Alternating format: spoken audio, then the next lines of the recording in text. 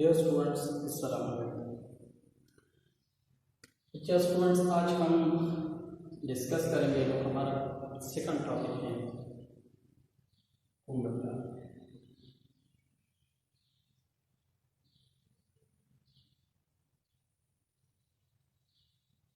ठीक है, तो स्टूडेंट्स फॉर्मूला को डिस्कस करने से पहले या जिन चार्जेस के ऊपर हम फॉर्मूला अप्लाई करते हैं वो दो कंडीशन को सेटिस्फाई करेंगे।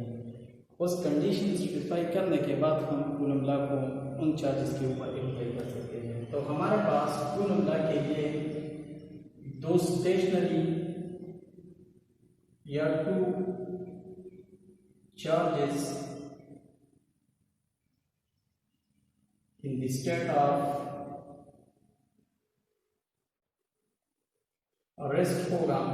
एक बात तो ये है, और दूसरी जो बात हम करते हैं वो ये है कि 2 पॉइंट चार्जेस।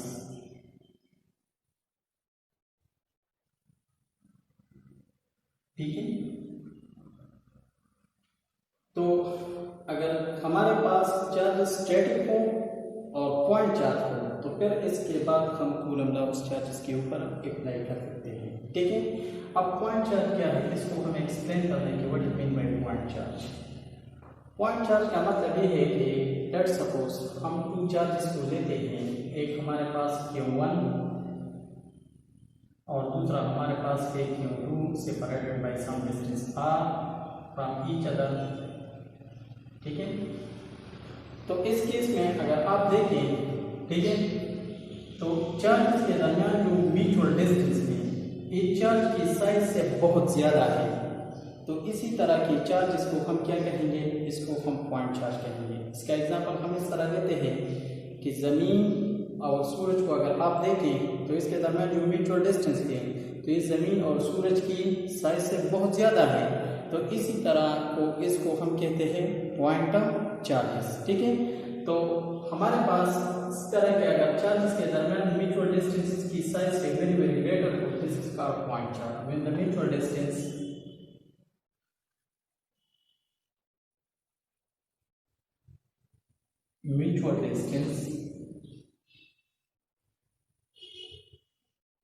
between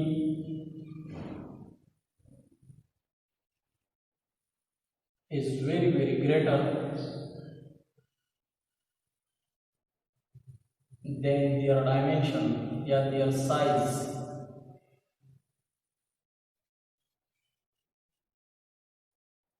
इसको हम कहते हैं पॉइंट चार्ज। ठीक है, तो और ये भी आप थोड़ा सा ध्यान में रखिए कि कुल अप्लाई के लिए पॉइंट चार्ज क्यों जरूरी है। तो ये बात भी अपनी ध्यान में बैठा रखिए कि पॉइंट चार्ज हमारे पास वो चार्जेस होते हैं जो अपने एयर में सिमेट्रिकल इलेक्ट्रिक फील्ड या यूनिफॉर्म इलेक्ट्रिक फील्ड पैदा करता है। ठीक है, तो point charge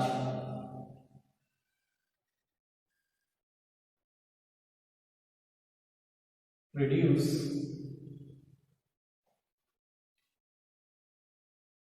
uniform electric field.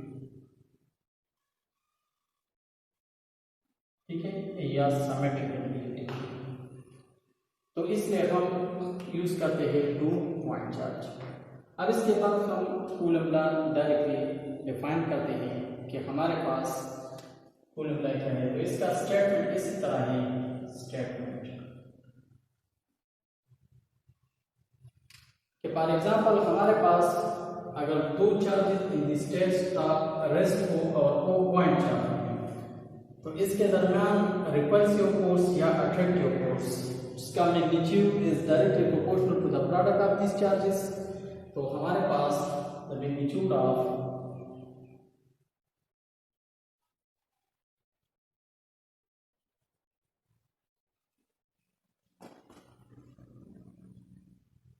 between 2 point charge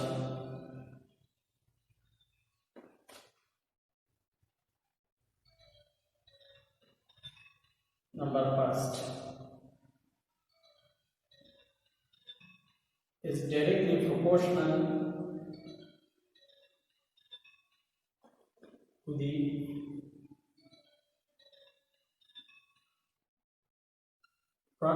these charges,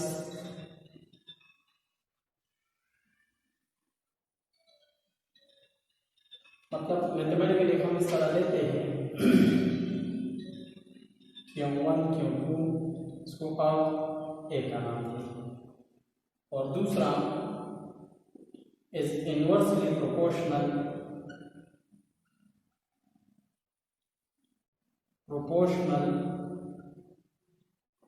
to the square of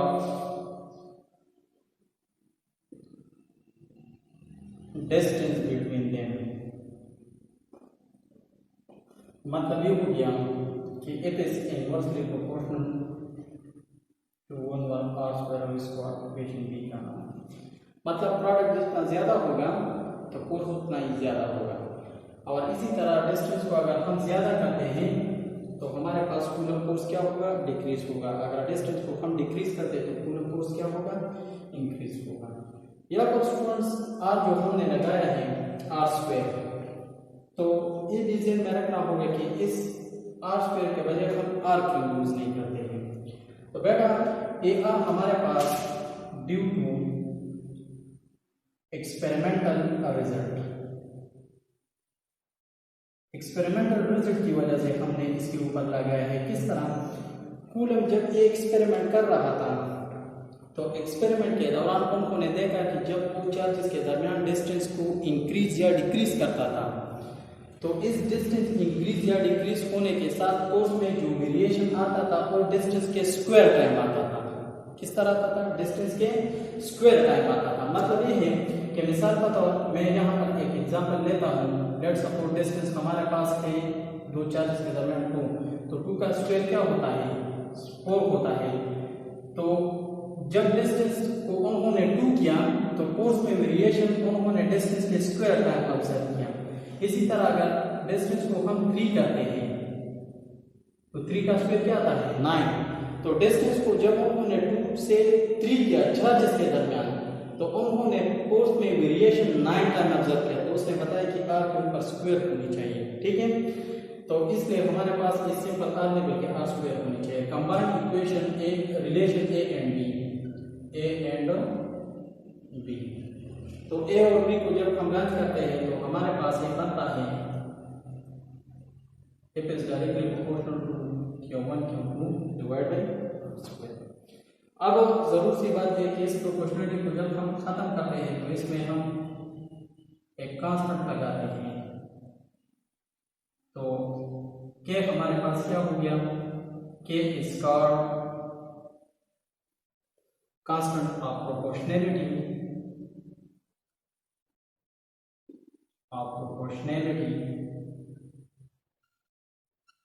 और इसी ही इक्वेशन में इसका जो अपना नाम है, ठीक है, इसको हम कहते हैं कूलम कांस्टेंट।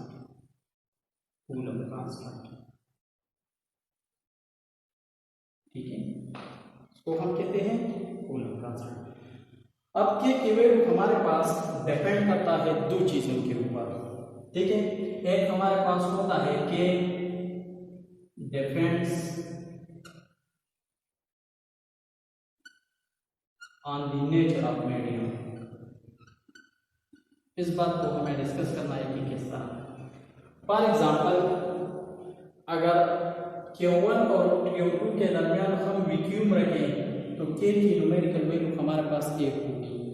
अगर इन दोनों के दरमियान हम कोई प्लास्टिक या रबर रखें तो हमारे पास K की वैल्यू क्या होगा, चेंज होगा। तो K की वैल्यू हमारे पास डिपेंड करता है नेचर ऑफ मीडियम। और इसके अलावा जो दूसरी बात है K also depends on the system of unit।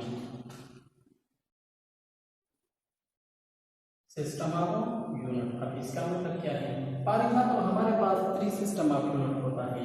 एक हमारे पास एक सिस्टम होता है, CGS होता है, ठीक है, और एक PS होता है। तो K की वैल्यू को अगर आप इस सिस्टम में डिनोट करेंगे तो इसकी वैल्यू 1 होगी। अगर आप इस वैल्यू को इस सिस्टम में कन्वर्ट करेंगे तो इसकी न्यूमेरिकल वैल्यू दूसरी होगी। और इसी तरह अगर आप इस के की वैल्यू को इस सिस्टम में कन्वर्ट करेंगे तो इसकी वैल्यू हमारे पास इस तरह मतलब इससे डिफरेंट होगी। तो इसमें के की वैल्यू सिर्फ दो चीज़ों के ऊपर डिपेंड करता है, एक तो नेचर ऑफ मीडियम पर डिपेंड करता है और दूसरा यूनिट ऑफ सिस्टम पर या सिस्टम ऑफ यूनिट पर डिपेंड करते हैं। ठीक है, अब यहाँ पर जो कूलम लॉ हमने डिस्कस किया, ठीक है, तो कूलम लॉ के मुताबिक हमारे पास it is equal to k Q1 Q2 divide by R square और this is the Coulomb law in a mathematical form.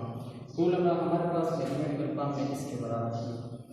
अब स्टूडेंट्स जो फोर्स हम डिस्कस करते हैं चार्ज के दरमियान, तो फोर्स जाहिर सी बात है कि हमारे पास एक वेक्टर क्वांटिटी है, तो हम कूलम लॉ को वेक्टर फॉर्म में लिखते हैं। ठीक है, तो कूलम लॉ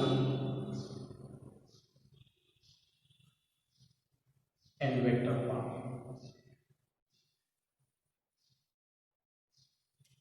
स्टूडेंट्स कोई अलग टॉपिक नहीं है बल्कि इस कूलम लॉ के अंदर हमारे पास सब टॉपिक है। कूलम लॉ इन वेक्टर फॉर्म में जब हम डिनोट करते हैं तो इसके लिए हमारे बुक में जो figure number first page number 4 पर दिया गया है, मैं उसी फिगर को यूज करूंगा। हमारे पास दो पॉजिटिव चार्ज पे मैं लूंगा। ठीक है, ये हमारे पास आ गया Q1 और इसके दरमियान जो डिस्टेंस है हमारे पास, फिर दूसरा जो पॉजिटिव चार्ज है वो हमारे पास है Q2। अब इन दोनों चार्ज से हम कूलम लॉ की वेक्टर फॉर्म डिराइव करते हैं। यहाँ पर स्टूडेंट्स देखें कि हमारे पास ई Q1 क्या करेगा, इस Q2 के ऊपर रिपल्सिव फोर्स एक्सर्ट करेगा और इस Q2 को इसी डायरेक्शन में पुश करेगा। ठीक है, इसका मतलब ये हो गया कि ये फोर्स कौन लगाता है, Q1 Q2 पर लगाता है और Q2 इस डायरेक्शन में मूवमेंट करता है। तो इस फोर्स को मैं इस तरह लेता हूं कि एक फोर्स फैक्टोरियल फॉर्म क्या है, तो कूलम लॉ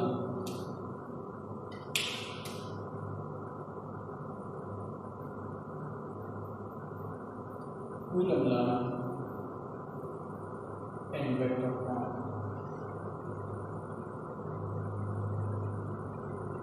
ठीक है, तो कूलम लॉ को वेक्टर की शक्ल में लिखने के लिए हमारे किताब में जो पेज नंबर 4 पर फिगर नंबर फर्स्ट है, हम उसी से इसको एक्सप्लेन करेंगे। तो figure number first, figure number first में इस तरह है कि दो पॉजिटिव चार्जेस हैं, एक Q1 separated by some distance R और दूसरा हमारे पास है Q2, ये दो चार्जेस हैं। ठीक है, according to coulomb law E Q1 क्या करेगा, इस Q2 पे के ऊपर रिपल्सिव फोर्स एक्सर्ट करेगा और ये Q2 इसी डायरेक्शन में मूवमेंट शो करेगा। ठीक है, तो इसका मतलब ये हो गया कि Q1 Q2 के ऊपर जो रिपल्सिव फोर्स लगाता है वो हमारे पास F1 हो गया। इस सब्सक्रिप्शन में आप देखते हैं कि एक फोर्स 1 लगाता है किसके ऊपर, 2 के ऊपर, और इसी के साथ यूनिट वेक्टर भी हम लिखेंगे, तो जो डायरेक्शन फोर्स का है उसी यूनिट वेक्टर का डायरेक्शन। ठीक है, एट द सिमिलर फैशन हमारे पास Q2 क्या करेगा, इस Q1 को इसी डायरेक्शन में रेफर करेगा। तो ये फोर्स हमारे पास Q2 लगाता है और ये हमारे पास बन जाएगा इसी तरह और इसका यूनिट वेक्टर इसी तरह। ठीक है, अब इसको हम इस तरह लेते हैं कि एफ इन कूलम लॉ हमारे पास बराबर है Q1 Q2 R स्क्वायर। तो इस लॉ को इस फोर्स के लिए या इसके लिए दोनों के लिए आप लिख सकते हैं। मैं पहले के लिए लिखता हूँ वेक्टर शक्ल में, तो ये हमारे पास बन जाएगा के Q1 Q2 divide by R square और इसके साथ आप यूनिट वेक्टर भी लगा सकते हैं। ठीक है, तो ये हमारे पास बन जाएगा और इसको आप इक्वेशन सी का नाम। ठीक है, ये हमारे पास है। इसी तरह इस कूलम लॉ को आप इस फोर्स के लिए भी लिख सकते हैं, तो ये बिल्कुल उसी तरह होगा, मगर एक F21 होगी और के Q1 Q2 divide by R square और यूनिट वेक्टर इसके साथ एक होगा और इसको आप दी इक्वेशन 4। ठीक है, अब इस फिगर को अगर हम देखें तो ये फिगर हमारे पास न्यूटन थर्ड लॉ को ओबे करता है, क्योंकि अगर आप इस फोर्स को देखें तो ए फोर्स और ए फोर्स मैग्नीट्यूड के हिसाब से सेम होगा अकॉर्डिंग टू कूलम लॉ। जितना फोर्स ए एक्सर्ट करता है उतना ही फोर्स ए भी एक्सर्ट करता है। तो ए फोर्स और ए फोर्स मैग्नीट्यूड के हिसाब से सेम है और इन दोनों फोर्सेस का डायरेक्शन क्या है, अपोजिट है। तो इसका मतलब ये हो गया कि Coulomb law also obey Newton third law. Coulomb force